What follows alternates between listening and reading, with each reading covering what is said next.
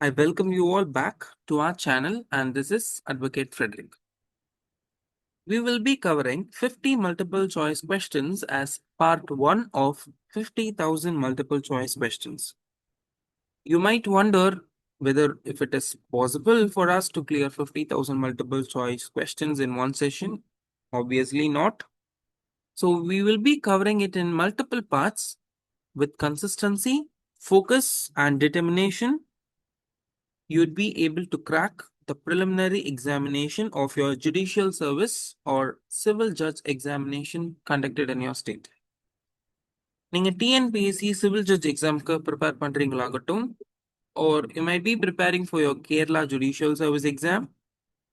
You might be an aspirant from Rajasthan, UP, Maharashtra, Karnataka, Telangana, Andhra, Madhya Pradesh, Bihar, Punjab, West Bengal, सब कुछ state. These 50,000 multiple choice questions will obviously help you in clearing your preliminary examination and taking you to the next step of becoming a judge or a prosecutor as well. So even students who prepare themselves for assistant public prosecutor examinations, if your syllabus covers under this, you can possibly go through all these 50,000 multiple choice questions to have a wider coverage of your preparation. So without wasting much of our further time, let's pop into the first question. உங்களுக்கு question எல்லாமே இங்கிலீஷ்ல இருக்கும் with explanations in English. Okay, so you need not worry that I am from a different state and I'm not able to understand Tamil. So there is no language barrier between us. So the entire content which you see on the screen will be in English, and your legal position or any explanation that I give you will be on the screen. But for the benefit of the students of Tamil and the other states, I have made it in that way. Explain பண்ணும்போது அங்கங்க I'll be explaining it in Tamil as well. Okay. So the first question, a decree is passed by the civil judge Vellore later on account of creation of a new district, namely Ranipet. So these two districts are in Tamil Nadu. The local jurisdiction has been changed and now the land in question comes under the jurisdiction of the civil judge of Ranipet. Which of the following courts have jurisdiction to execute such decree? So now the land in question or dispute is in the jurisdiction of the civil judge of Ranipet as it is bifurcated from the district of Vellore. So நமக்கு question என்ன கேக்குறாங்கன்னா, டிகிரியை execute பண்றது எந்த jurisdiction பண்ண முடியும் அப்படின்னு கேக்குறாங்க. Legal provision குள்ள போயிட்டோம் அப்படின்னு பாத்தீங்கன்னா, செக்ஷன் 37 and 39ல சிவில் ப்ரொசீஜர் கோட் என்ன சொல்லுதுன்னா, எக்ஸிகியூஷன் ஆஃப் டிகிரிஸை பொறுத்த வரைக்கும் செக்ஷன் 37ல the court which passed the decree, it includes not just the original court, அதாவது வேலூரோட சிவில் ஜட்ஜ் கோர்ட் மட்டும் இல்ல, but also its successor in jurisdiction. Ranipet civil judge கோர்ட்டும் jurisdiction இருக்கு அப்படின்னு சொல்றாங்க. Okay. Section 39 allows transfer of decrees for execution to other courts as well. அப்படி பார்த்தோம் அப்படின்னா our answer would be 3. So our answer is 3.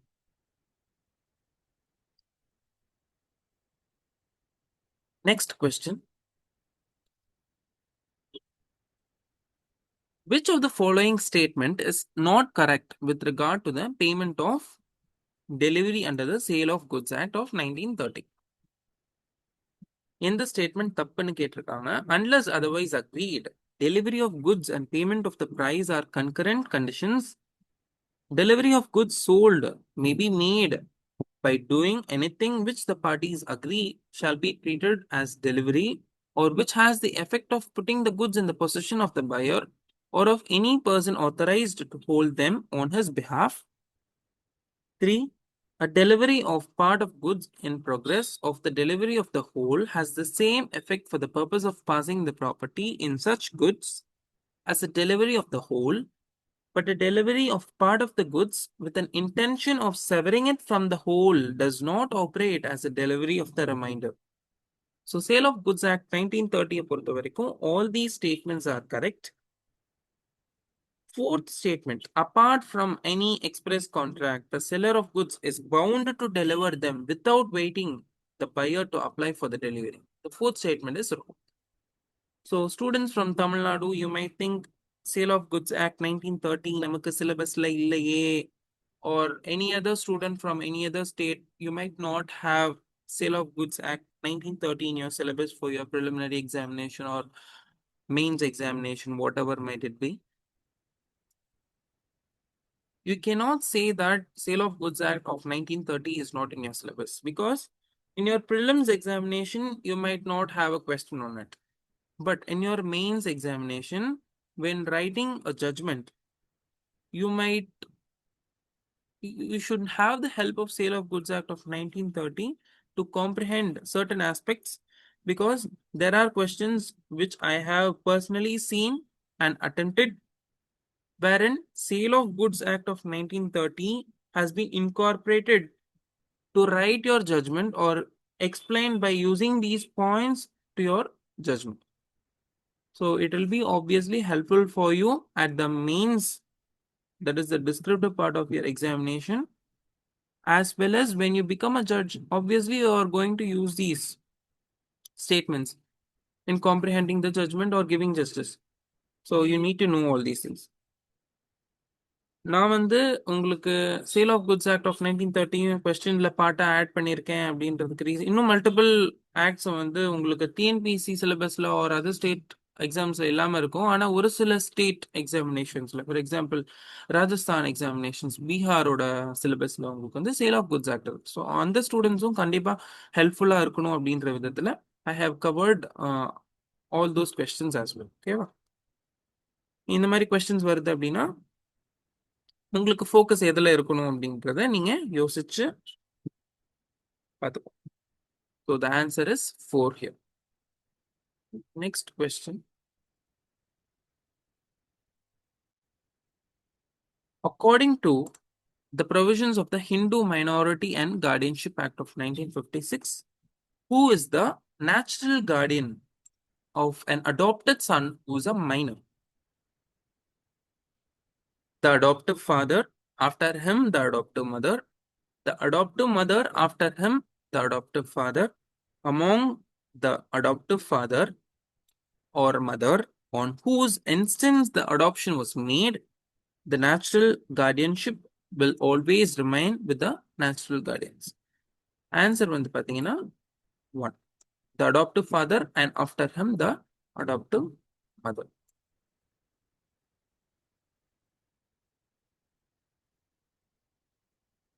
So இதோட relevant provision எதுல இருக்குன்னு பாத்தீங்கன்னா, the natural guardian of the Hindu minor in respect of minor's person as well as in respect of minor's property, excluding his or her undivided interest in joint family property are A. In the case of a boy or an unmarried girl, the father and after him the mother.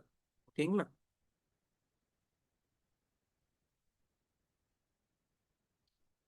Moving ahead to the next question. Rule of Hayden case is known as mischief rule, golden rule of interpretation, rule of agestum generis, rule of reasonable construction. I'll give you time. So the answer is 1, mischief rule.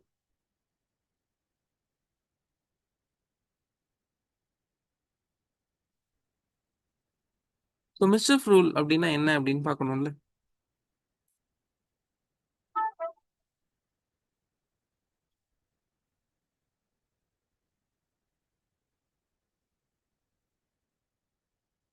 So initial கொஞ்சம் லேக் இருக்கும் first செஷன்ன்றதுனால. when I get used to these, it won't be a difficulty for you in later point of. So mischief rule hidden case ல origin ஆகுது. So this is a 3-minute read. You can pause the video and have a go through of all the 4 points which were given in your options. உங்களுக்கு ஆப்ஷன்ல கொடுக்கப்பட்ட அந்த 4 பாயிண்ட்டுக்குமே உங்களுக்கு explanation நம்மளோட அடுத்த ஸ்லைட்ல வந்துரும், or you'll be getting the explanation in the same slide itself. அது என்ன அப்படின்னு just ஒரு go through பண்ணிக்கோங்க. So we don't have much time to cover all these explanations as well. Explanations tanya we'll be covering it in our class, live classes. Okay. Going ahead to the fifth question. Under Muhammadian law, a marriage with a woman undergoing idat is, அதாவது இதத் under கோ பண்ணக்கூடிய ஒரு women கூட marriage பண்ணிக்கிறது valid மேரேஜா, void மேரேஜா, irregular மேரேஜா, marriage which is ab initio வாய்டா, ab initio வாய்டுன்றது ஃப்ரம் த பிகினிங் வாய்டா அப்படின்னு கேட்குறாங்க. ஸோ நம்மளோட ஸ்பீடு வந்து கொஞ்சம் ஸ்லோவாக இருக்கு அப்படின்னு ஃபீல் பண்ணுறவங்களுக்கு நான் கொஞ்சம் இனிமே ஸ்பீட் பண்ணுறேன். I understand that it is slow.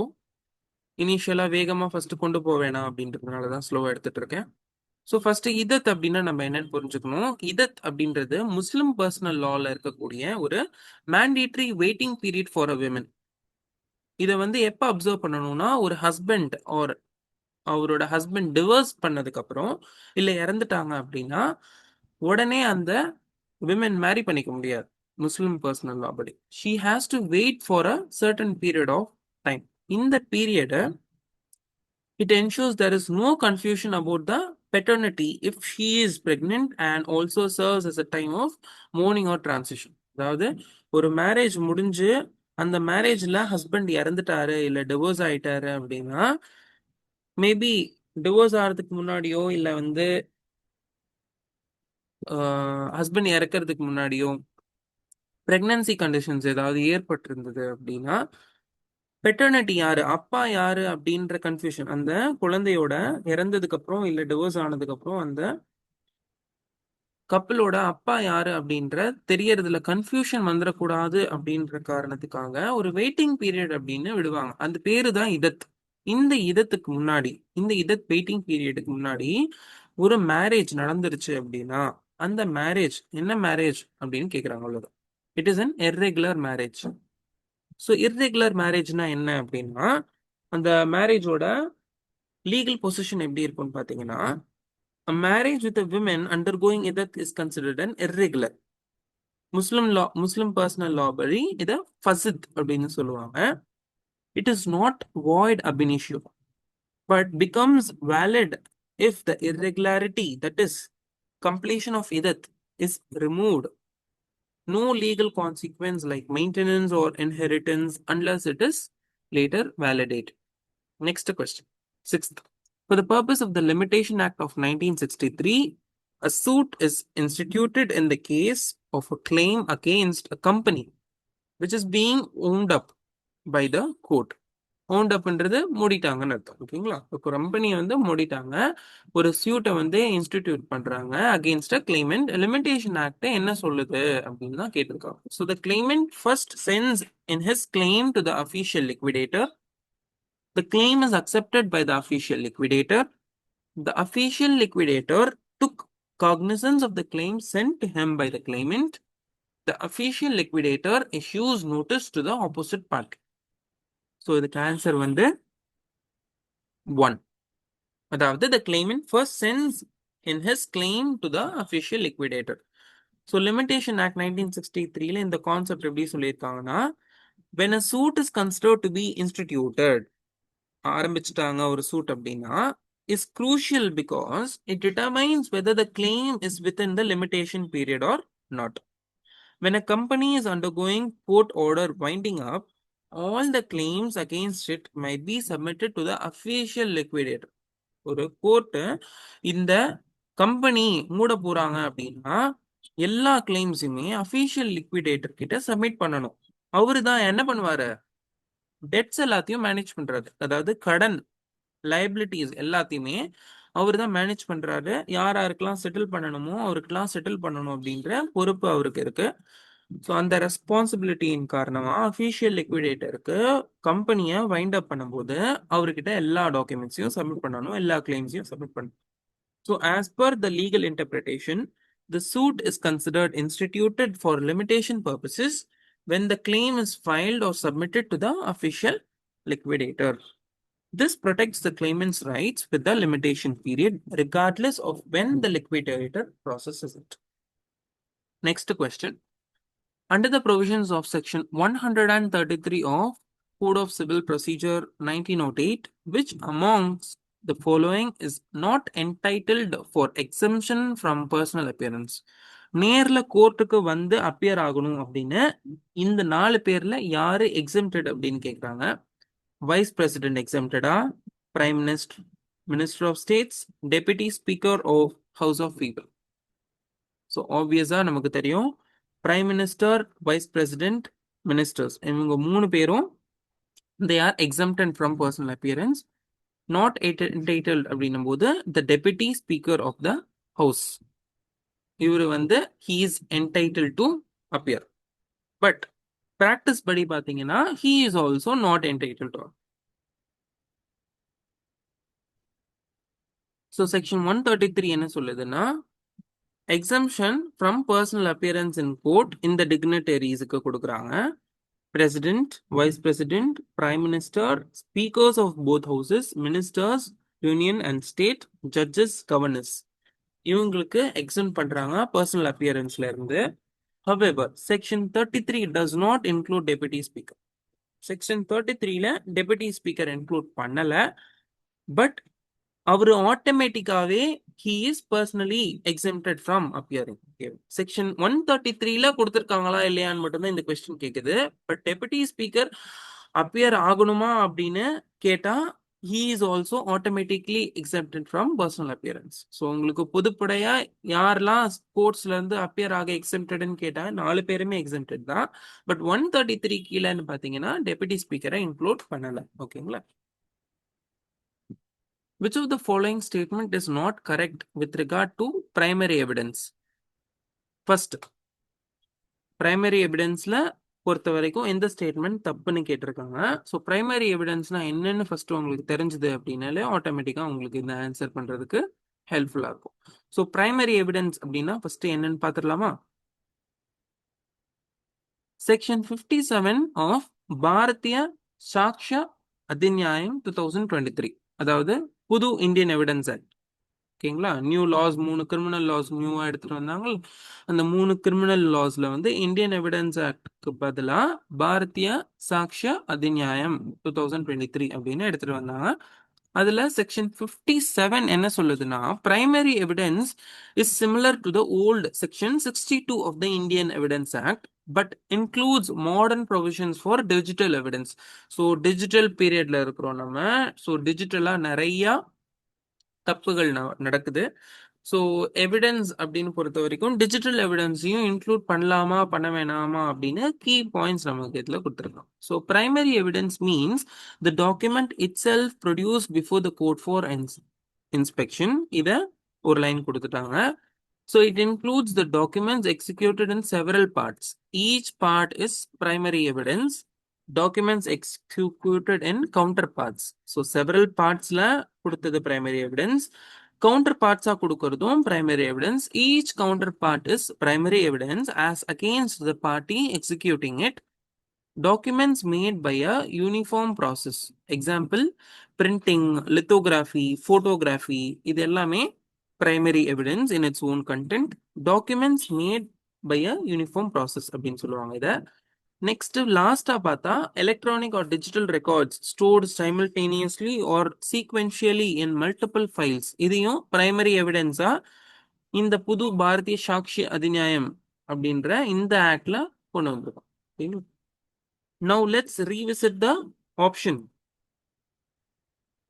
where a document is executed in counterpart, each counterpart being executed by one or some of the parties only. Each counterpart is primary evidence as against the parties executing it. கிடையாது. One party கிடையாது.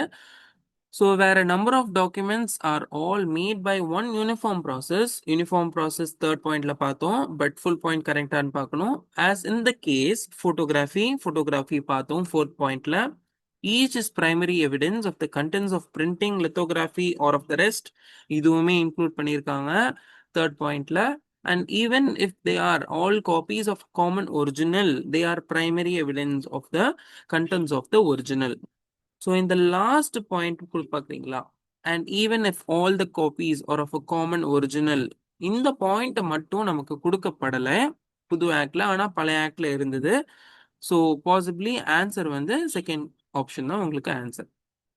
மற்றது வந்து where an electronic or digital record is created or stored and such storage occurs simultaneously and sequentially in multiple files, each such file is primary evidence. இதுவும் correct தான். But ஆப்ஷன்ஸை பொறுத்த வரைக்கும் உங்களுக்கு காம்ப்ரிஹென்சிவா multiple ஆஸ்பெக்ட்ஸை cover பண்ணக்கூடியது தான் ஆப்ஷனாக இருக்கும். ஓகேங்களா? So the option is 2.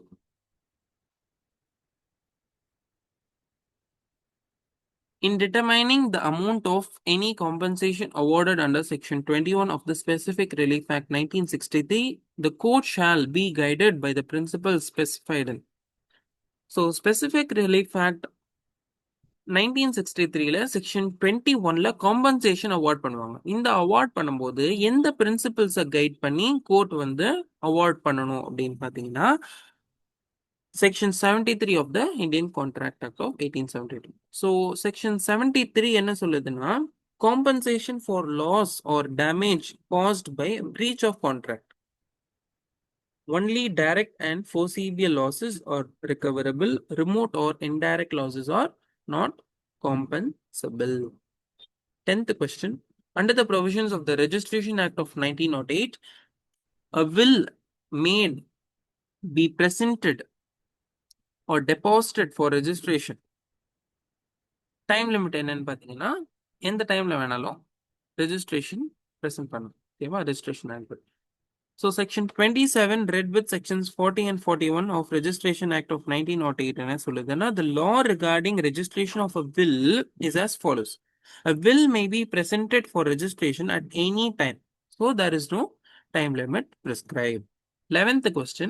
Under the Mohammedan law, an acknowledgement of a debt made during death, illness in favor of an heir, அது வேலிடா ப்ரூஃப் இல்லையா என்ன அப்படின்னு கேட்குறாங்க. So it is a valid proof and the same may be satisfied from the property of the deceased. It is no proof at all of the debt and no effect can be given. It is a valid proof, but the same may be satisfied only if, after payment of funeral expenses and debts, sufficient property remains to satisfy the same. It is a valid proof only if deceased made a written acknowledgement in the presence of two witnesses, otherwise the same is of no value. So without answer, option 3. It is a valid proof, but the same may be satisfied only if, after payment of funeral expenses and debts, sufficient property remains to satisfy the same. Mohammedan லால வந்து ஒரு acknowledgement of dead அப்படின்னா என்னன்னா, ஒரு person அவரோட death R இல்னஸ்ல இருக்கிறப்ப அவரோட hairs, அதாவது பசங்களோ இல்லை வந்து ஒய்ஃப் மேலேயோ எழுதி வைக்கிறாங்க அப்படின்னா எதை வந்து வேலிட் ப்ரூஃபா கன்சிடர் பண்ணுவாங்கன்றது ஆக்சுவலா question. However, the debt can only be satisfied from the deceased estate after funeral expenses and other debts. அதாவது கடன் ஏதாவது இருந்ததுனாலோ இல்லை ஃபியூனரல் பண்றதுக்கு உண்டான எக்ஸ்பென்சஸ் எல்லாத்தையும் டிசீஸ்டோட, இறந்து போனவங்களோட எஸ்டேட் ப்ராப்பர்ட்டில இருந்து பே பண்ணதுக்கு அப்புறம் மிச்சம் ப்ராப்பர்ட்டி சஃபிஷியண்டா இருந்தது அப்படின்னா, இந்த பேமெண்ட்டை பண்ணதுக்கு அப்புறம் acknowledgement of debt may be satisfied from it. So கடன் அடைச்சாச்சு அப்படின்னு ஒரு அக்னாலஜ்மெண்ட்டை இதுல இருந்து சாட்டிஸ்ஃபை பண்ணிக்கலாம். This protects the funeral expenses and prior debts as a priority before any acknowledgement during death illness is enforced.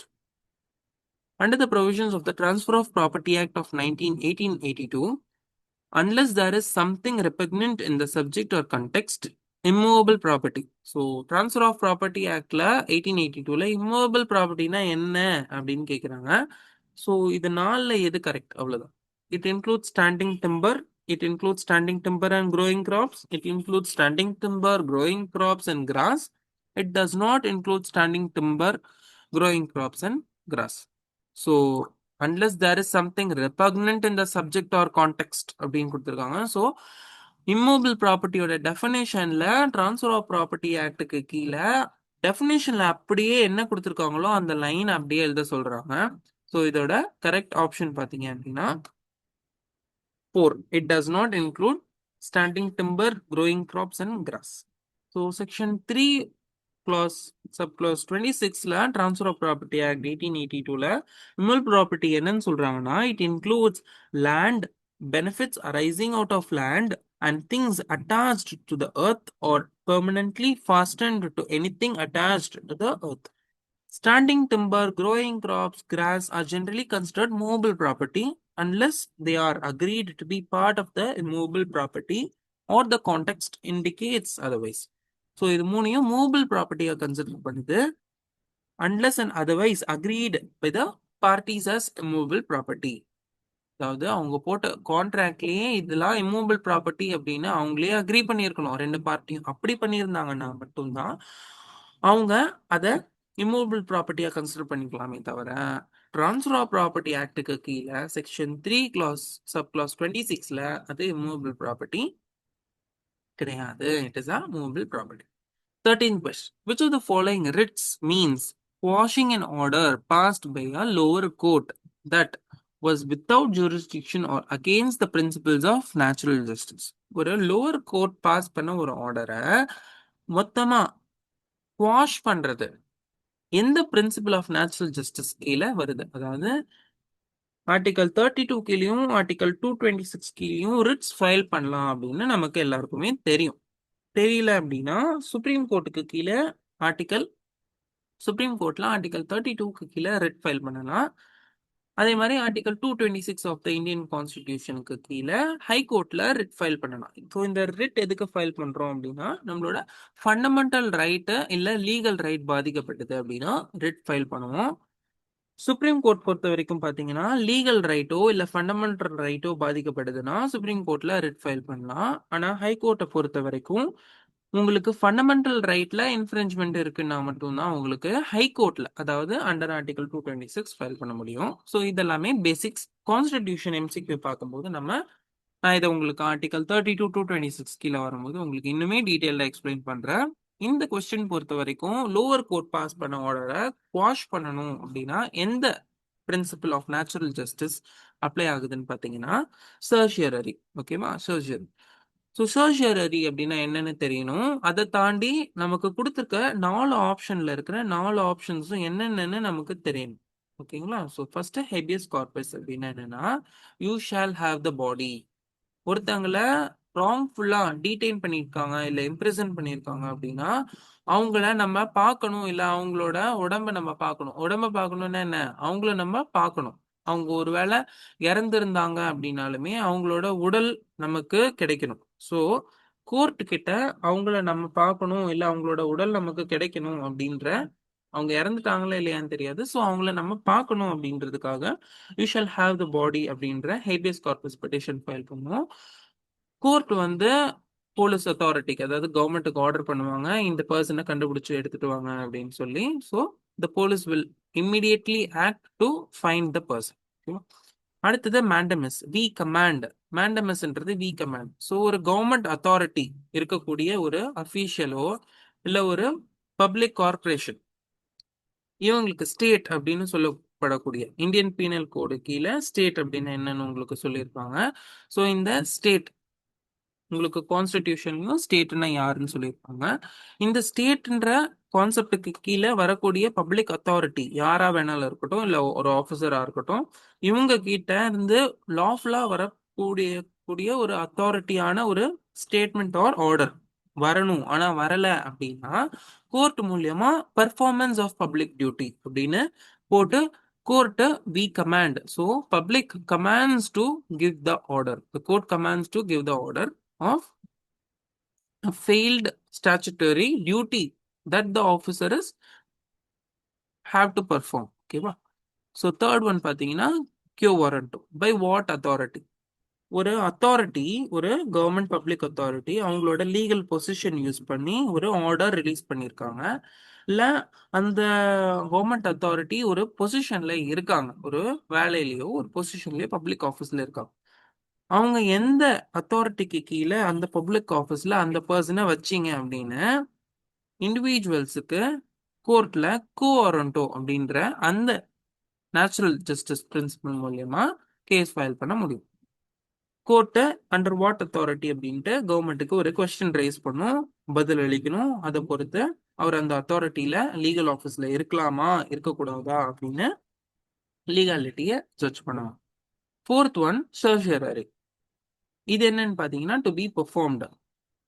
இது என்ன அப்படின்னா ஒரு ரிட்டை வந்து இஷ்யூ பண்ணுவாங்க ஹையர் அத்தாரிட்டி, அதாவது ஹையர் கோர்ட்ல. இந்த ஹையர் கோர்ட் என்ன பண்ணும்னா ப்ரீவியஸா ஒரு லோவர் கோர்ட் ஆர்டர் பண்ண அந்த ஆர்டரை குவாஷ் பண்றதுக்கோ நல்லிஃபை பண்றதுக்கோ இல்ல ஒரு ட்ரிபியூனல் வித்தவுட் ஜூரிஸ்டிக்ஷன் இல்ல பிரின்சிபல்ஸை வயலேட் பண்ணி ஒரு ஆர்டர் பாஸ் பண்ணியிருக்காங்க, நேச்சுரல் ஜஸ்டிஸை வயலேட் பண்ணி ஒரு ஆர்டர் பாஸ் பண்ணியிருக்காங்க அப்படின்னா அந்த ஆர்டர்ஸை குவாஷ் பண்றதுக்கு நம்ம ஹையர் கோர்ட், அதாவது சுப்ரீம் கோர்ட் இல்ல ஹை கோர்ட்ல நம்ம ஒரு சர்ஷியரி பெட்டிஷன் ஃபைல் பண்ணோம் அப்படின்னா இவங்க ஒரு ஆர்டர் பாஸ் பண்ணுவாங்க குவாஷ் பண்றது. ஓகேங்களா? ஸோ இது நாளோட மீனிங்கும் இதுதான். Next question. Under what circumstances can a document which is chargeable with a fee under the Tamil Nadu Court Fees and Suit Valuation Act 1955? இந்த ஆக்ட் ரொம்ப முக்கியம் உங்களுக்கு. மைனர் ஆக்ட்ஸ்ல இதுல இருந்து கொஸ்டின்ஸ் கேட்பாங்க.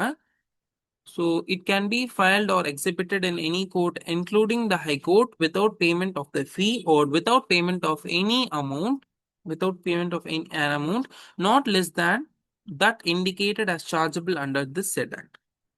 So first option, whenever the filing or exhibition in a criminal court of a document is in the opinion of the court necessary to prevent a failure of justice. Whenever the filing or exhibition in a civil court of a document is in the opinion of the court necessary to prevent the failure of justice. Whenever the filing or exhibition in a revenue court of a document is in the opinion of the court necessary to prevent a failure of justice. So இது answer, whenever the filing or exhibition in a criminal court of just document is in the opinion of the court necessary to prevent the failure of justice. First option. Next question. In which of the following cases notice to produce secondary evidence is required? When the document to be proved is itself a notice. Second, when from the nature of the case the adverse party must know that he will be required to produce it. Third, when it appears or is proved that the adverse party has obtained possession of the original by fraud or force. When the adverse party or his agent has denied the loss of the document. Please answer. So the answer is when the adverse party or his agent has denied the loss of the document. Answer is 4. உங்களுக்கு வந்து answers try பண்ணி பார்க்கணும் அப்படின்னு நீங்க feel பண்ணீங்க அப்படின்னா question நான் read பண்ணி ஆப்ஷன்ஸ் ரீட் பண்ண உடனே ஒரு பாஸ் கொடுப்பேன். அந்த பாஸ்ல ஸ்டாப் பண்ணிக்கோங்க, கொஸ்டினை ரீரீட் பண்ணிக்கோங்க, ரீரீட் பண்ணிட்டு ஆன்சர் பண்ண ட்ரை பண்ணுங்க. உங்களுக்கு தப்பா வருது அப்படின்னு ஃபீல் பண்ணீங்க அப்படின்னா நெக்ஸ்ட் டைம் உங்களுக்கு கரெக்டா வரும். ஓகேங்களா? நான் ஆன்சர் சொல்லும்போது அண்டர்ஸ்டாண்ட் பண்ணி. ஸோ லீகல் ப்ரொவிஷன் என்னன்னு பார்த்தீங்கன்னா செக்ஷன் 71 ஆஃப் பிஎன்எஸ், அதாவது இந்தியன் எவிடன்ஸ் ஆக்டோட 63 செக்ஷனுக்கான ஈக்குவலண்ட் செக்ஷன் 71ல secondary evidence of a document may be given when the original is in possession of the opposite party and they fail to produce it after being given notice. Section 73 update என்ன பண்ணிருக்காங்கன்னா it clarifies that if the party denies the loss of the original document, notice is mandatory to prove secondary evidence. So notice கொடுக்காம you cannot prove the loss of the original document. Okay ma? So the option நம்ம already discuss பண்ணிட்டோம்னு நினைக்கிறேன். Fourth one answer. 16th question. Any person interested in a contract may sue to have it rescinded, and such rescission may be adjudged by the court on which of the following ground? Where the contract is not voidable or terminable by the plaintiff, where the contract is lawful for causes apparent on its face, and the plaintiff is more to blame than the defendant, when the contract is voidable or terminable by the plaintiff, none of the above. So explanation read பண்ணிட்டு answer பண்ண try பண்ணீங்கன்னா ஹெல்ப்ஃபுல்லாக இருக்கும். So this principle is primarily derived from Section 65 of the Indian Contract Act of 1872, which deals with the effect of rescission of a contract. Section 65 of the Indian Contract Act of 1872 says when a contract is rescinded, அதாவது rescind பண்ணிட்டோம் அப்படின்னா, the parties are restored to the position as if the contract had not been made. Additionally, the right to rescind a contract generally arises when the contract is voidable. That is, the contract is valid, but one party has the right to avoid it due to factors such as fraud, misrepresentation, coercion, undue influence, or mistake. Rescission cannot be claimed if the contract is voidable or terminable by the plaintiff or if the plaintiff is at fault. So, இதுல இந்த answer என்ன தெரியுது உங்களுக்கு? Additionally, the right to rescind a contract generally arises when the contract is voidable. So, நமக்கோட correct option என்ன? 3, where the contract is voidable or terminable by the plaintiff. Going ahead to the 17th question, which of the following is the best suited answer to fill in the blank of the statement below? Where the registered address of a party is discovered by the court to be incomplete. Court ஒரு address எடுத்திருக்காங்க, registered பார்ட்டியோட address. அந்த address இன்கம்ப்ளீட்டா இருக்கு, ஃபால்ஸா இருக்கு, court ஃபிக்டிஷியஸா இருக்கு. Fictitious அப்படின்னாலும் falls தான், ஓகேங்களா? தவறுதலா இருக்கு. The court may either on its own motion, தானாவோ இல்ல on the application of any party, அந்த கேஸ்ல இருக்கிற இன்னொரு அதர் பார்ட்டியாலேயோ ஓட அப்ளிகேஷன் மூலியமாவோ ஆர்டரை என்ன பண்ணலாம்? In the case where such registered address was furnished by the defendant and the address furnished பண்ணியிருந்தா, his defense be struck out and he be placed in the same position as if he had not put any defense. அவர் defence தப்பான address கொடுத்து போட்டிருந்தா அவரோட defence அப்படியே அடிச்சுட்டு அவரு எந்த டிஃபென்ஸுமே கொடுக்கல அப்படின்ற பொசிஷன்ல அவரை வைக்கலாமா? இல்லனா in the case where such registered address was furnished by the plaintiff petitioner file பண்ணியிருந்தா அந்த பிளெயின்டிஃப் ஃபைல் பண்ணும்போது அந்த சூட்டை ஸ்டே பண்ணிக்கலாமா? இல்லைன்னா தேர்ட் பாயிண்ட் 1 2 ரெண்டுமே கரெக்டா இல்ல 1 2 போத் ஸ்டேட்மெண்ட்ஸ் தப்பா அப்படின்னு கேட்டிருக்காங்க. ஸோ இதை பொறுத்த வரைக்கும் both 1 and 2 statements are correct. ஒருவேளை டிஃபெண்டன்ட் தப்பான அட்ரஸ் கொடுத்திருந்தா டிஃபென்ஸை ஸ்ட்ரக் அவுட் பண்ணிட்டு அவர் டிஃபென்ஸே கொடுக்கல அப்படின்ற பொசிஷன்லயும் வைக்கலாம். பிளெயின்டிஃப் தப்பான ரெஜிஸ்டர்ட் அட்ரஸ் கொடுத்திருந்தா சூட்டை ஸ்டே பண்ண ரைட்ஸ் கோர்ட்டுக்கு இருக்கு. ஓகேவா? ரெண்டுமே கரெக்ட். ஸோ இந்த லீகல் பொசிஷன் எங்க இருந்து எடுக்கிறோம்னு பார்த்தீங்கன்னா ஆர்டர் 7 ரூல் 10 ஆஃப் சிபிசில இருந்து. ஸோ இது என்ன சொல்லுதுன்னா power to strike out or stray suit where the address giving is false or incomplete. If it appears to the court that the address is given by a defendant or plaintiff for service of summons is incomplete or false or fictitious, the court may, if furnished by the defendant, strike out the defendant's defense and proceed as if no defense has been filed. If furnished by the plaintiff, stay the suit until a correct address is given. Next, who among the following is not heir in class 1 of schedule of the Hindu Succession Act of 1956? Father தான் class 1ல வரமாட்டாரு. Father எதுல வருவாரு? Class 2ல வருவாரு. ஓகேங்களா? Class 2ல. இதோட explanation கீழே கொடுத்துருக்கேன், read out பண்ணிக்கோங்க once, pass பண்ணி.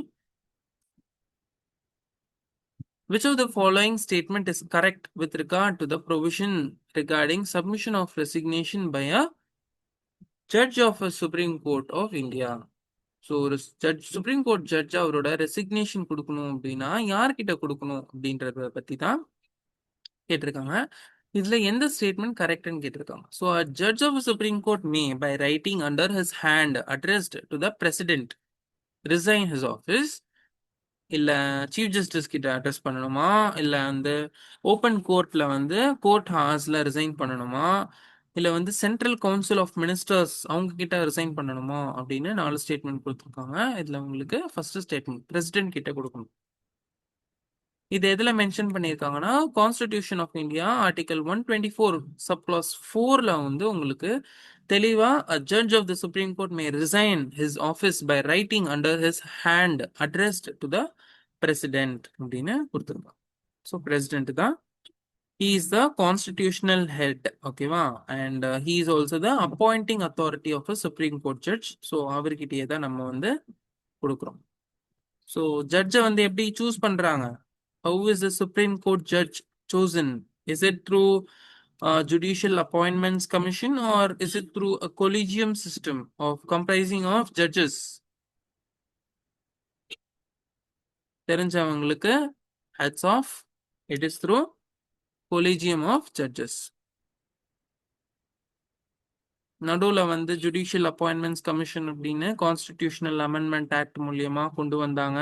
தென் it was nullified and the constitutional amendment was struck down by the supreme court. அதான் உங்களுக்கு ஃபர்தர் மல்டிபிள் சாய்ஸ் கொஸ்டின்ஸ்ல இன்னும் டீட்டெயில்டாக நான் எக்ஸ்பிளைன் பண்றேன். நிறைய ஜட்ஜஸ் கேஸ் நடந்திருக்கும். 4th ஜட்ஜஸ் கேஸ்ல தான் உங்களுக்கு கொலிஜியம் சிஸ்டம் திருப்பி ரீஎன்ஃபோர்ஸ் பண்ணியிருப்பாங்க. அதுக்கு முன்னாடி 3 ஜட்ஜஸ் கேஸ் நடந்திருக்கு. ஸோ அந்த ஜட்ஜஸ் கேஸ்லாம் என்ன அப்படின்னு உங்களுக்கு ஃபர்தர் வர மல்டிபிள் சாய்ஸ் கொஸ்டின்ஸ்ல டீட்டெயில்டா எக்ஸ்பிளைன் பண்ணிடுறேன். ஓகேங்களா? To not worry. 20th question. Answer with respect to the provisions of the Tamil Nadu Buildings Lease and Rent Control Act 1960. இது உங்களுக்கு மைனர் ஆக்ட்ஸ்ல வரும். ஒரு அப்பீல் வந்து அப்பல்லண்ட் ரெண்ட் ட்ரிபியூனல்ல ஃபைல் பண்றோம் அப்படின்னா இந்த 4ல என்ன ப்ராசஸ் ஃபாலோ பண்ணணும் அப்படின்னு கேட்டிருக்காங்க. ஸோ அப்பீல வந்து it involves the process of giving the parties an opportunity to be heard. So opportunity to be heard என்றது it is a principle of natural justice.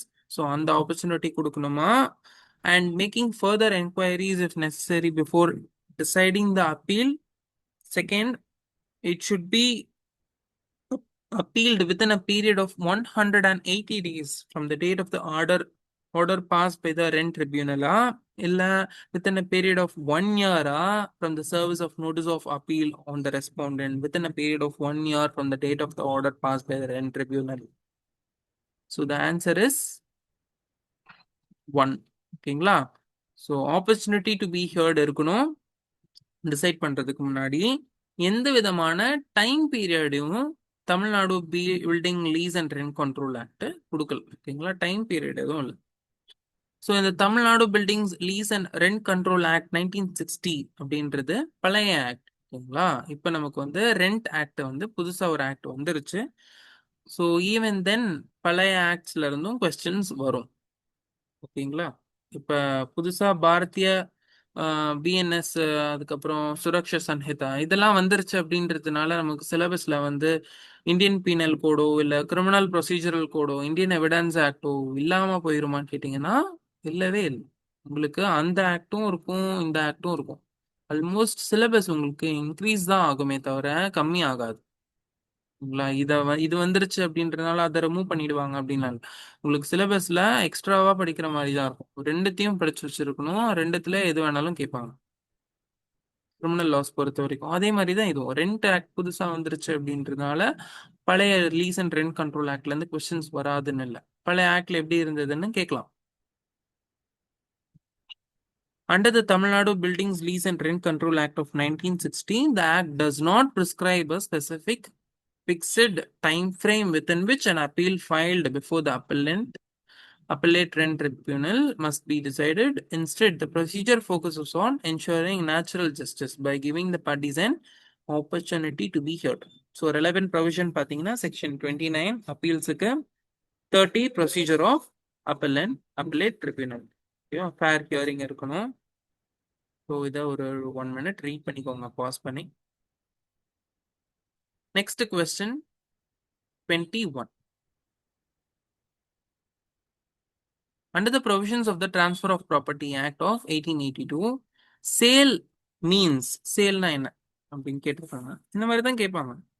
பேசிக்கா ஒரு கொஸ்டின்ல சேல் அப்படின்னு இருக்குன்னா சிம்பிளா சேல் லைன் நீங்க அந்த லைனை ரீட் பண்ணியிருந்தீங்க அப்படின்னா இதெல்லாம் வந்து ஒரு 5 செகண்ட்ஸ்ல கொஸ்டின் பார்த்த உடனே உங்களுக்கு ஆப்ஷன்ஸ் பார்த்த உடனே கண்ணில் விசிபிளா தெரியும் ஆன்சர் என்ன அப்படின்ட்டு. So a transfer of ownership in exchange for a price paid or promised or part paid and part promised அவ்வளவுதான் answer.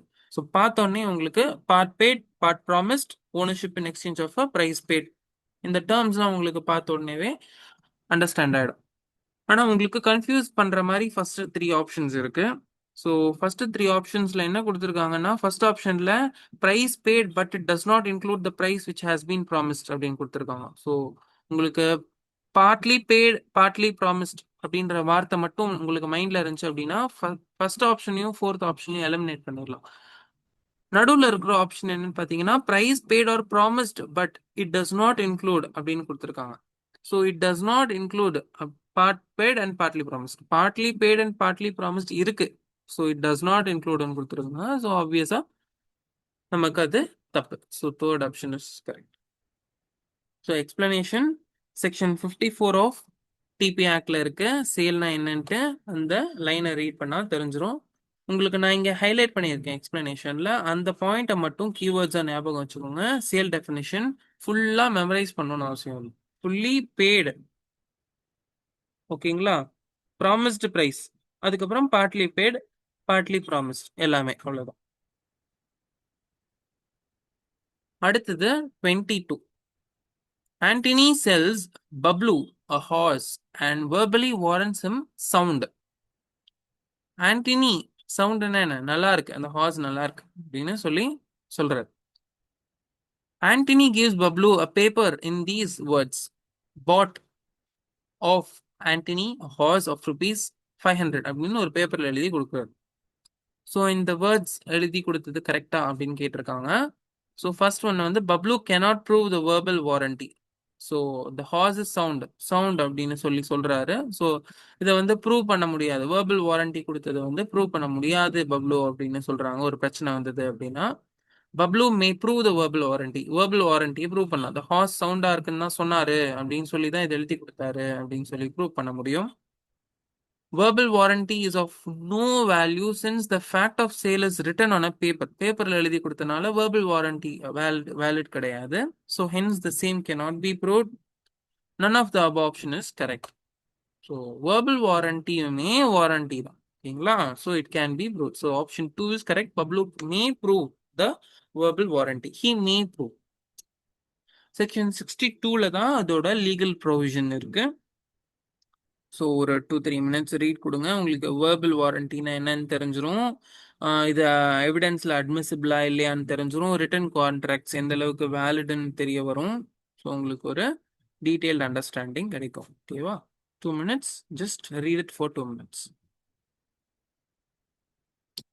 Next question. Words and expressions used in the Bharatiya Shakshya Adhinyayam 2023 and not defined shall have the same therein, but defined in meanings as assigned to them in the said act and sanhitas. So, எந்த ஆக்ட்ல அதாவது எந்தெந்த ஆக்ட்ஸ்ல words வந்து they are not defined shall have the same therein, but defined in meanings as assigned to them in the said acts and sanhitas. First, the Code of Civil Procedure, BNSS இதுலையா இல்ல code of CPC, specific relief act, information technology act, BNS இல்ல third option சிபிசில, பிஎன்எஸ்ல, பிஎன்எஸ்எஸ்ல, information டெக்னாலஜில, fourth option IT act, BNSS and BNS. எது answer correct? So question tough இல்லை, define பண்ணாம இந்த மீனிங் அதுல அசைன் பண்ணிருக்காங்க அப்படின்னு சொல்லி எக்ஸ்பிரஷன்ஸா வேர்ட்ஸா எதுல யூஸ் பண்ணிருப்பாங்க அப்படின்னு கேட்கலாம். ஃபோர்த்ல தான் யூஸ் பண்ணிருப்பாங்க உங்களுக்கு மேக்ஸிமம்.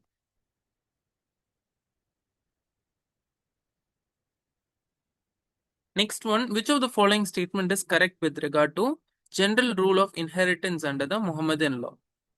இன்ஹெரிட்டன்ஸ் ரிலேட்டடா ஜெனரல் ரூல் முகமதன் லால என்ன சொல்லியிருக்காங்க அப்படின்னா There is no distinction under the Mohammedan law of inheritance between movable and immovable property or between ancestral and self-acquired property.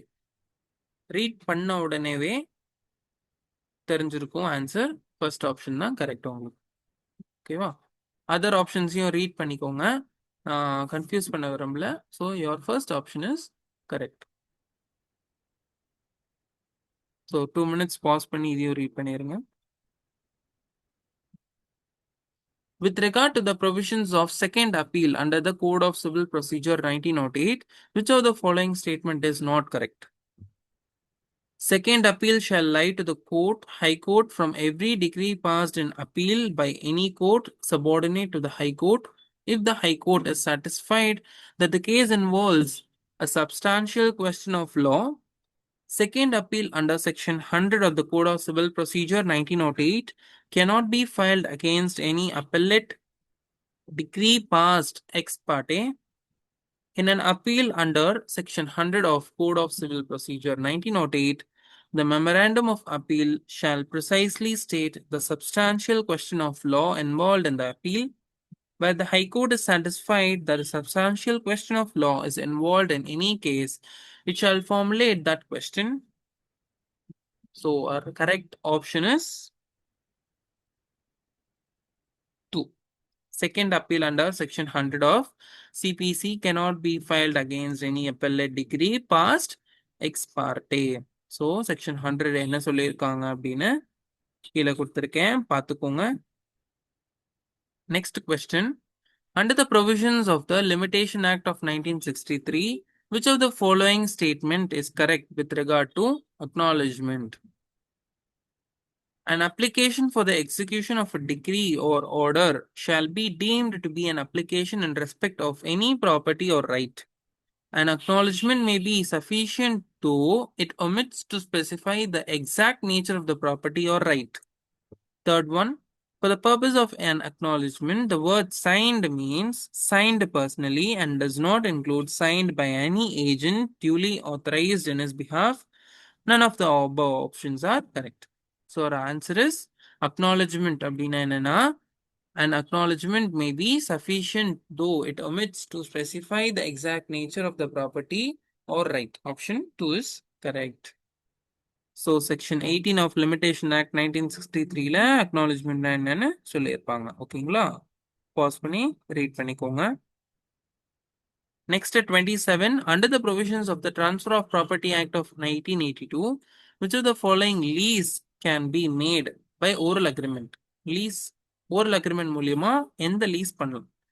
A lease of immovable property for any term exceeding 1 year, a lease of immovable property from year to year, a lease of immovable property for any term not exceeding 1 year, accompanied by delivery of possession.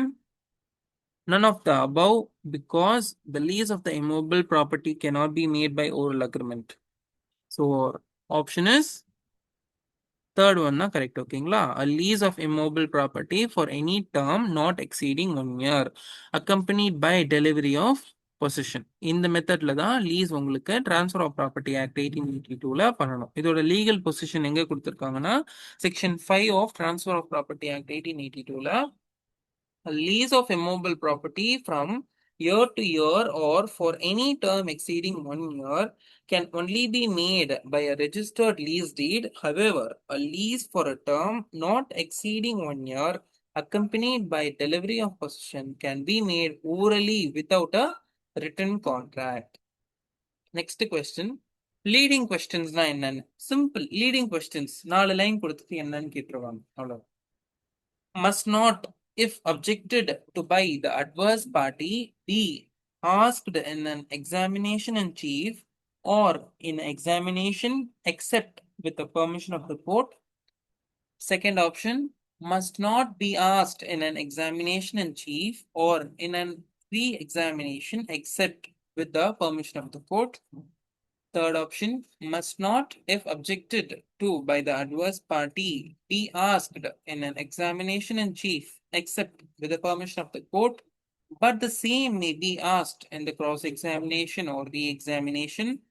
Fourth option, must not, if objected by the adverse party be asked in an examination in chief or in cross examination or in a re-examination except with the permission of the court. நம்மளோட correct option leading question என்ன, it must not be if objected to be the adverse party be asked in an examination in chief or in a re-examination except with the permission of the court. Option 1 is correct. இதோட legal provision section 141 of Indian Evidence Act 1872ல கொடுத்திருக்காங்க. பாரதிய பிஎன்எஸ்ல வந்து உங்களுக்கு மாத்திருப்பாங்க. அது என்னன்னு பாத்துக்கோங்க.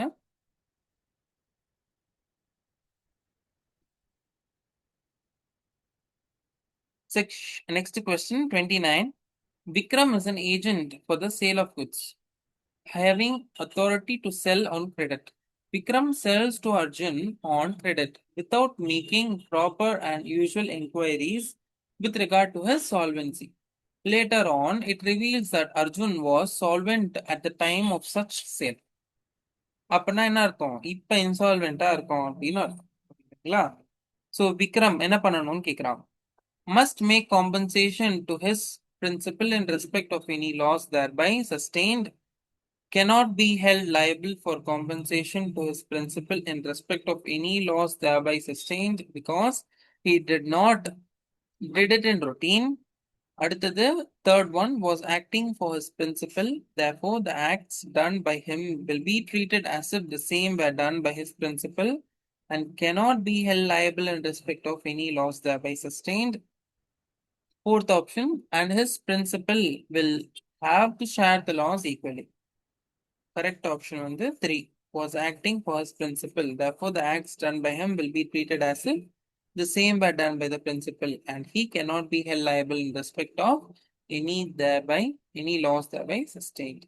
So legal provision section 226 of Indian Contract Act ல இருக்கு. ஒரு 2-minute read கொடுங்க இத.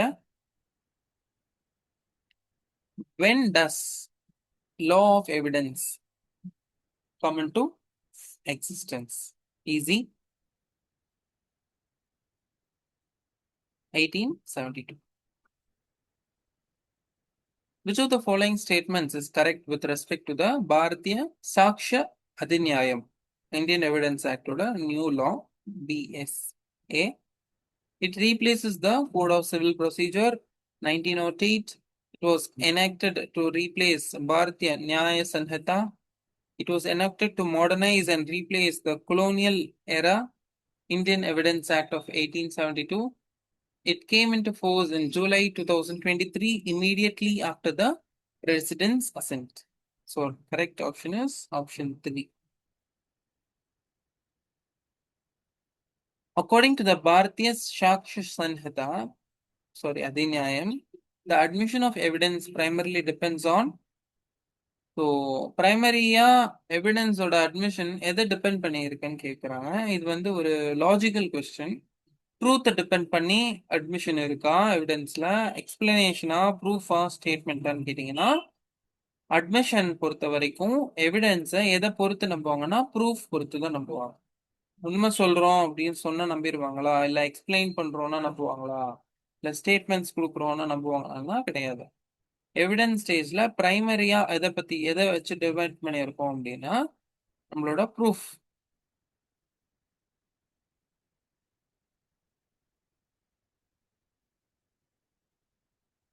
Next, Bharatiya Sakshya Adhinyayam 2023ல which type of evidence is generally not admissible in court? கோர்ட்ல எந்த எவிடன்ஸ் அட்மிசபிள் இல்லை? ஹியர்சே. நான் கேள்விப்பட்டேங்க அப்படின்னு சொல்லிட்டு நம்ம எதையாவது எவிடன்ஸா கொடுக்குறோம் அப்படின்னு சொல்றோம் அப்படின்னா அந்த மாதிரியான evidences are not admissible in court. ஓகேங்களா?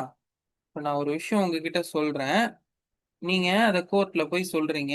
சொல்லும் போது அவரு இப்படி சொன்னாருன்னு நான் கேள்விப்பட்டேன் அப்படின்னு சொல்லிட்டீங்க அப்படின்னா ஸோ அந்த மாதிரியான evidence are not admissible. So அப்ப எதெல்லாம் அட்மிசபிள்? பார்த்தேன், நான் சொன்னேன், நான் படிச்சேன் அப்படின்னு சொல்லக்கூடிய விஷயங்கள் எல்லாமே அட்மிசபிள். ஸோ கீழே எது அட்மிசபிள் எது அட்மிசபிள் இல்லை அப்படின்னு கீழே கொடுத்துருப்பாங்க. டையிங் டிக்ளரேஷன்ல ரெஸ்க் ஸ்டே இந்த மாதிரி சுச்சுவேஷன்ஸ்ல எந்த மாதிரி ஸ்டேட்மெண்ட் யாருக்கு ஸ்பெஷல் டியூட்டிஸ் இருக்கு பார்த்துருக்கணும், பர்சீவ் த்ரூ த சென்சஸ் இந்த மாதிரியான கான்செப்ட்லாம் கீழே இருக்கும். ஜஸ்ட் ஒன்ஸ் ரீட் பண்ணிக்கோங்க, you will understand a better lot. So Bharatiya Sakshya Adhiniyam 2023ல for what purpose is the relevancy of a fact admissible in evidence? Relevancy of fact அப்படின்னா என்ன அப்படின்னு பிஎஸ்ஏல நமக்கு கொடுத்துருக்காங்க. ஸோ ரிலவன்சி ஆஃப் ஃபேக்ட் வந்து ப்ரூஃப், இதுதான் இந்த பர்பஸ்க்காக, ப்ரூஃப் பர்பஸ்க்காக தான் relevancy of fact is admissible as an evidence. ஓகேவா? செக்ஷன் 3ல உங்களுக்கு இதை கிளியரா சொல்லியிருப்பாங்க. ஸோ இதுல இருந்து தான் உங்களுக்கு டாக்டரின் ஆஃப் ரெலவன்சி அப்படின்னு ஒரு பிரின்சிபிளும் எஸ்டாப்ளிஷ் ஆயிருக்கும். மெட்டீரியல் ஃபேக்ட்ஸை பேஸ் பண்ணி ட்ரூத் எஸ்டாப்ளிஷ் பண்ணணும், கோர்ட்டுக்கு ப்ரூஃபை சப்மிட் பண்ணி அப்படின்னு சொல்லுவோம். Which type of element exists in the fact and issue with respect to Bharatiya Sakshya Adhiniyam 2023? So ஒரு விஷயத்த நீங்க கோர்ட்டுக்கு சொல்றீங்க எவிடன்ஸா, ஃபேக்ட் அண்ட் இஷ்யூல எந்த எலமெண்ட், எந்த டைப் ஆஃப் எலமெண்ட் இருக்கும் ஃபேக்ட் அண்ட் இஷ்யூல அப்படின்னு பார்த்தீங்கன்னா ரியாலிட்டி. ரியாலிட்டியை பேஸ் பண்ணி தான் ஃபேக்ட் அண்ட் இஷ்யூவே இருக்கும் அப்படின்னு தான் ஆன்சர். ஓகேவா? So reality, fourth option is correct.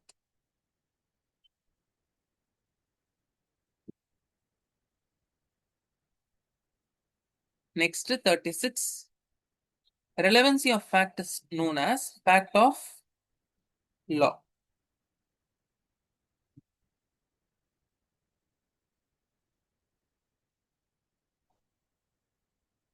Which of the following includes documentary evidence? Tape record, statement, confessions, bailment, documentary evidence. Tape record. ஓகேங்களா?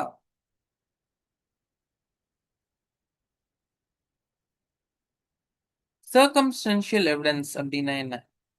Presumption of facta, proof about the facta, explanations about the fact, statements about the fact. Correct answer என்ன? Presumption of the fact. Option 1 is correct. According to the PSA, circumstantial evidence refers to the evidence that allows a fact to be inferred directly from other facts or circumstances rather than being directly observed or proven. Circumstantial evidence leads to presumption of fact. ஓகேங்களா? So presumption of fact. 39. Which is the element of proper custom? So ஒரு proper custom Indian evidence act base பண்ணி தான் கேட்டிருக்காங்க. So Indian evidence ஆக்ட்ல என்னடா proper custom family லா மாதிரி இருக்கு அப்படின்னு யோசிக்காதீங்க. Explanations will give you clarity. So first எக்ஸ்பிளனேஷன்ஸ்குள்ள போயிட்டு வந்துடலாம். A proper custom is one that is well established and generally recognized, often described as a famous tradition. Such customs have been consistently observed over time and have legal significance, distinguishing them from unusual or false traditions. So answer in a famous traditions. What do you mean by proper admission? For proper admission and a statement about the fact is the answer. Pause பண்ணி read பண்ணிட்டு போங்க next question. Okay, do not skip because உங்களுக்கு மேல இருக்கிற same question வருமா அப்படின்னு என்னால உறுதியா சொல்ல முடியாது. ஆனா கீழே இருக்கிற எக்ஸ்பிளனேஷன்ல இருந்து ப்ராப்பர் அட்மிஷன் ரிலேட்டடா கொஸ்டின் கேட்கறாங்க அப்படின்னா கீழே இருக்கிற எக்ஸ்பிளனேஷனை தாண்டி கொஸ்டின் கேட்க முடியாது. So that is the focus of our 50,000 multiple choice question series. உங்களுக்கு எக்ஸ்பிளனேஷன்ல தாண்டி உங்களுக்கு கொஸ்டின் ஃப்ரேம் பண்றதுக்கு கொஸ்டினர்ஸுக்கு கஷ்டமா இருக்கும். So they cannot frame anything out of the explanation given below. அதனாலதான் உங்களுக்கு எம்சிக்யூவை தாண்டி எக்ஸ்பிளனேஷன்ல கிறிஸ்பா கொடுத்துட்டேன். 41. In the benefit of all, the statement made by anyone is acceptable, binding, void, none of the above. Our answer is acceptable. Again, 2 minutes, pause and read. 42. Which type of admission is not binding to the person? Mistakeful admissions or not binding, improper admissions, irrelevant admissions, and none of the above. Our option is correct option in mistakeful admissions are not binding.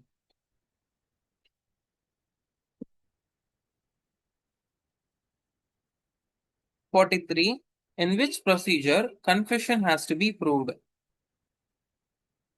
Confession prove பண்ணணும் எந்த ப்ரொசீஜர்ல? கிரிமினல்ல மட்டுமா, சிவில்லையா, ரெண்டுத்துலயுமேவா, இல்ல எதுலயுமே இல்ல? Both civil and criminal ரெண்டுத்துலயுமே வந்து confession prove பண்ணணும் அப்படின்னா procedure இருக்கு.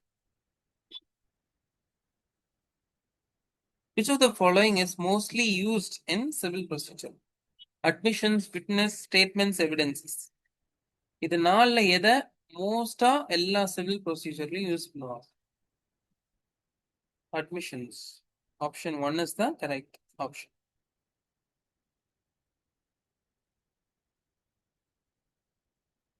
45.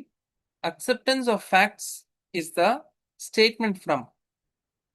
Facts accept பண்றோம் அப்படின்றது it is a statement from accused, complainant, advocate, client. Easy. Pause and read.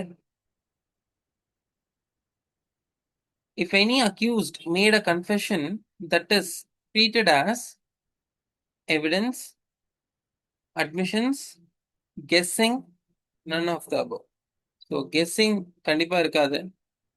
ஒரு அக்யூஸ்ட் வந்து கன்ஃபெஷன் கொடுக்குறான் அப்படின்னா அட்மிஷனுக்கு அப்புறம் தான் கன்ஃபெஷன்ஸே வரும்.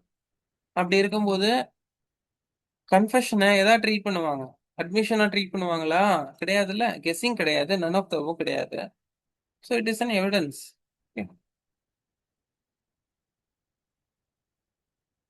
Self confession made by the accused becomes the base for. தானா கன்ஃபஸ் பண்றாரு, செல்ஃப் கன்ஃபெஷன் பண்றாரு அப்படின்னா அது என்ன என்ன ஆயிடும்? அது it will become an evidence, right? So confessions itself are basically evidence. The self confessions will become an evidence. Next question 48. When does the confessions made by the accused become irrelevant? Sorry. When does the confessions made by the accused become relevant and admissible? So எப்போ வந்து admission confession பண்றாரு, எப்போ அது relevant and admissible ஆகும், எவிடன்ஸா ஆகும் அப்படின்னு பார்த்தா if it is voluntary. இன்வாலண்டரியா கன்ஃபெஷன் பண்றாங்க அப்படின்னா it is a bar against the constitution. ஓகேவா? ஃபண்டமெண்டல் ரைட்ல நம்ம வந்து ஃபோர்ஸ்ஃபுல்லா நம்ம வந்து சொல்ல வைக்க கூடாது அப்படின்னு இருக்கு கான்ஸ்டிடியூஷன். ஓகேவா? அப்படி இருக்கும் பட்சத்துல வாலண்டரியா இருக்கணும் confession. then only it will become a relevant or admissible evidence. Dying declaration na என்ன? Statement made at the time of death, statement made after the death, statement made during the life, statement made during the lifetime. So B வந்து eliminate பண்ணிருங்க. பார்த்தோன்னே சிரிப்பு தான் வரும். Statement made after the death. So இல்லை, statement made during the life. உயிரோட இருக்கும்போது, லைஃப்ல இருக்கும்போது ஒரு ஸ்டேட்மெண்ட் மேட் பண்ணா அது டையிங் டிக்ளரேஷனா. இப்போ நம்ம வாழ்ந்துட்டு இருக்கோம், படிச்சுட்டு இருக்கோம், நம்ம ஒரு ஸ்டேட்மெண்ட் சொல்றோம், இந்த மாதிரி இந்த சொத்து வந்து இருக்கு அப்படின்னு சொல்றோம். இதெல்லாம் சொன்னோம் அப்படின்னா வந்து அது டையிங் டிக்ளரேஷனா? இல்லை வந்து இவன் தான் என்னை கொலை பண்ணான், இவன் தான் என்னை வந்து குத்துனான் அப்படின்னு சொல்றது டையிங் டிக்ளரேஷனா? கிடையாது. ஸோ நம்ம இறக்கும் தருவாயில இருக்கணும். At the time of death, இறக்கும் தருவாய் அப்படின்னு சொல்லுவாங்கல்ல. So statement made at the time of death.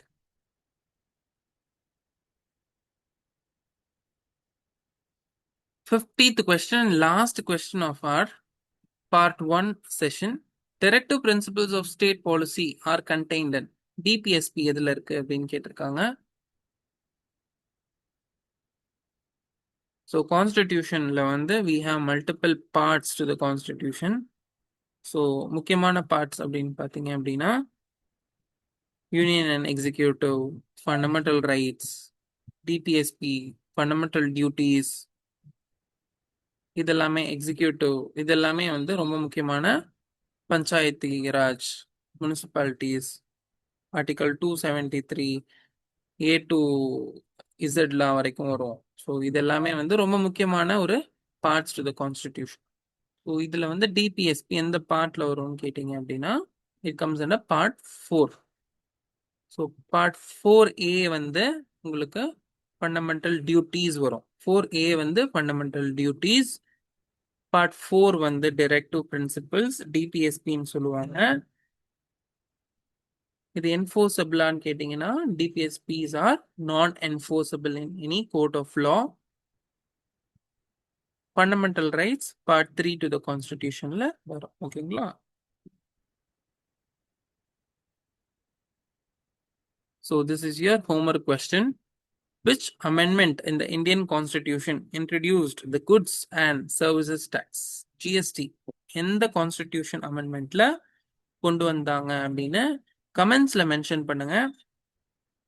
உங்களுக்கு ஃபர்தர் வீடியோஸ்லயும் நான் ஜிஎஸ்டி எந்த அமெண்ட்மெண்ட்ல கொண்டு வந்தாங்கன்னா நெக்ஸ்ட் பார்ட் 2ல சொல்றேன். கமெண்ட்ஸ்ல நீங்களும் போஸ்ட் பண்ணுங்க. தெரியல அப்படின்னா இன்டர்நெட்ல சர்ச் பண்ணி அதை பத்தி கொஞ்சம் டீட்டெயில்டா படிச்சுக்கோங்க. Just be practical. நான் என்னோட நெக்ஸ்ட் வீடியோ நான் போஸ்ட் பண்ணுவேன் ஆன்சர் சொல்லுவாரு, வெயிட் பண்ணாதீங்க. ஜஸ்ட் கோ இன்டர்நெட்ல எந்த அமெண்ட்மெண்ட் ஜிஎஸ்டி அப்படின்னு போடுங்க. the internet will give you the answer. just simply know it. ஹோம்ஒர்க்ன்றது நீங்க கரெக்டா சொல்றீங்களா தப்பா சொல்றீங்களான்னு பாக்குறதுக்காக கிடையாது. 50 கொஸ்டின் படிச்சோம், எக்ஸ்ட்ராவா ஒரு கொஸ்டின் படிப்போம். 50,000 மல்டிபிள் சாய்ஸ் கொஸ்டின்ஸ் படிக்க போறோம் in 1000 parts. கரெக்டா? So 1000 பார்ட்ஸ்ல when we have one homework for each part, almost 1000 வீடியோல you will get 1000 questions as homework itself. புரியுதா? 50,000 questions அப்படின்றது 51,000 questions அப்படின்ற ஒரு எஸ்டிமேட்ல படிச்ச ஒரு ஃபீலிங் வரும். So all the best and continue learning with me and with our channel. கன்சிஸ்டண்டா ஃபோக்கஸ்டா இந்த 50,000 கொஸ்டின்ஸையும் படிச்சு முடிக்கும் போது you will have the confidence to become a civil judge. Thank you and we'll meet you in a next lively session.